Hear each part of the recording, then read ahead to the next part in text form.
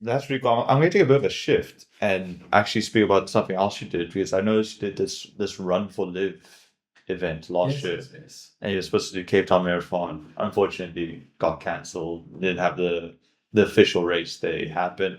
Do you want to speak about the whole project and what that journey was like for you? The Live, for example, I love Live Village. Every time I go there, it's incredible to see the people there, how much they care about the children they're working with. Do you want to maybe for the audience give a breakdown of what Live is? So Live Village is it's an orphanage for vulnerable children where that if they grow up in a house with maybe a missing father or just a broken home that doesn't have a stable family environment, it can create a lot of trauma for young kids, and that trauma often inhibits your ability to learn because you have so much emotional trauma that sort of learning things just becomes unimportant. Hmm. And Live provides an environment where a safe space or a happy space where kids can feel safe. And once they're in that safe environment, they can then explore and learn. So it's a very, I think, to just go and visit Live and to see the things they're doing there, super, super incredible to see how passionate they are. And to also see the difference that it's making in the kids' lives that have been there, the stories that they've told of some kids that have grown up really terrible situations and to see how they've transformed them. So as an athlete to support an organization like this, super, super cool. I'm actually doing the August next week, also to raise funds for them. The August is the swim, right? That's the cycle. Cycle. That's the 107K cycle tour. And last year we did the Cape Town Marathon, which was cancelled, but we still ran it anyway. Yeah. So by ourselves, we still ran the marathon.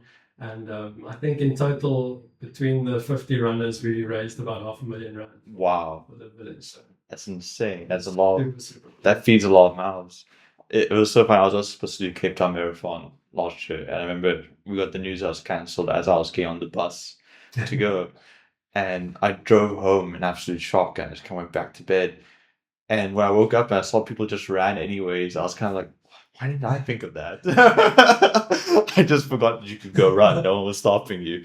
But that's incredible. Do you want to maybe, if anyone's watching this and wants to get involved or help out, explain to them ways they can become part of this? Yeah, sure. So I guess we can attach to your video. We can attach a link to their page. Also, we can see the things they're working on and how to help donate for them. Also, I'd really encourage. I'll give Bailey's contact details for anyone that wants to help out and to serve with them. It's just a really incredible place to be. I'd say that link that will attach would be the best. That'd be great. And what are the ways that people can get involved? So it's obviously donating funds. Can they go offer to help community service, run projects, partnerships? I think LIV as an organization is quite big in Cape Town specifically. I think the skill sets, so Bailey's a therapist, so anyone with those skills for teaching young children, I'm sure they'd be very interested in people. I know they always get people that come and help out during the day, but they're also busy expanding. I know they're trying to build an orphanage for younger children as well. So I'm sure many skill sets would be helpful. They're always looking for people willing to serve, willing to help out. That's incredible. How did you get involved in the LIV community? Like, what brought it to your attention? So I was talking to Bailey. She's in our church, and sort of when we started the Cape Town Marathon, at the same time I went to see the village itself. A lot of my friends from church have gone to Durban, the village. It's a bigger community, and they've recently started 2 years ago in Cape Town. So when I went to see what they're doing there, I think that sort of sparked it in me to get more involved there. Yeah, I think a lot of people obviously are aware that the world's not a great place and there's a lot of people that are suffering. A lot of people always talk about wanting to help, but never actually contribute to things like this. What was like what made that initial interest of like this is something I should do? Because I think a lot of people would be in the same situation and hear this news and just kind of be like, oh yeah, I'll check it out sometime and never do. Like, what was the turning point where you're like, I'm gonna actually do this? That's very true. It always seems like something we can always accept. Like, there's things aren't that great outside of our comfortable homes. That there's people are living in terrible circumstances, and you feel as an individual that there's not much you can do, and that can sometimes cause us to not do anything. And that was previously my mindset. But then I saw that there's actually people that are super, super passionate about making a difference. And when I saw the impact that they are having, the tangible impact, and going there and spending a few nights in the Philippi township and with some of the children in that township, and to see the difference that what we're doing makes there, I think you can see that there is an impact and there is a difference. And it's just a mindset in choosing, do you want to be the person that helps to make the situation better, or do you want to sit back and say, I can't, there's nothing I can do, it's too big a problem to solve. Yeah, it's there's the old homage of how do you eat an elephant one bite at a time. I also think of this might be on the religious side of things, but Matthew 25, I think it's verse 11. What you did to the least of mine, you did to me. Sure. That always reigns in my mind. You know, it is very easy to say there's too many problems to solve, but that doesn't mean you can't solve a problem. You know. And I encourage people to try and give back to the community somehow. I'm not the best at that. I'm still looking for a way to help out on people. But I always, there's different aspects of your life that you have to fulfill. You have to fulfill your career. You have to fulfill your family life, your community, your physical health.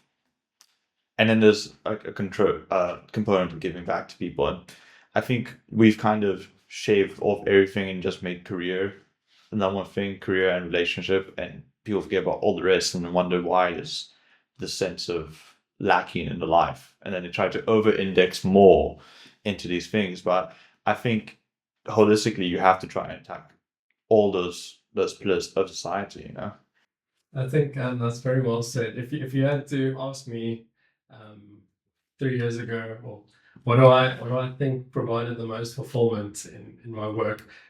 Was it working for a team to launch a satellite to space, to go out to SpaceX, to be a part of something that's never been done before, and launch something into space and get to take pictures of the Earth? Sounds super, super cool. But in the end, it didn't give me that satisfaction that I was hoping for in achieving my dreams. I think what's provided me much more fulfillment is rather focusing on the journey and the people that you serve along the way in the work that you do. So these last few years of getting involved in charities and spending more time serving others than holding so tightly to my selfish ambitions. Those are the things that have provided me sort of much more fulfillment than any project or company would ever be able to provide. Yeah, I think a lot of some of my friends recently had like their first kids. And the amount of joy and genuine happiness I see from the men having kids and being happy to be a father. I know some people that have achieved incredible things in life, but their proudest achievement is being a dad. Sure. I think there's much to be said about that. It feels like all the other achievements you do is kind of for external validation. It's so people can see me doing this thing. The things that actually bring you the most joy is the things that people look from the outside and they don't really take much notice, the things that you notice. And I think that's an important component to life. And I also do believe life has an element of unteachable lessons. I think, you tell a kid, don't touch the stove, it's hot. And they'll believe it, but they only really know it when they touch the stove, it's hot. Certain things I think along those lines is like people say money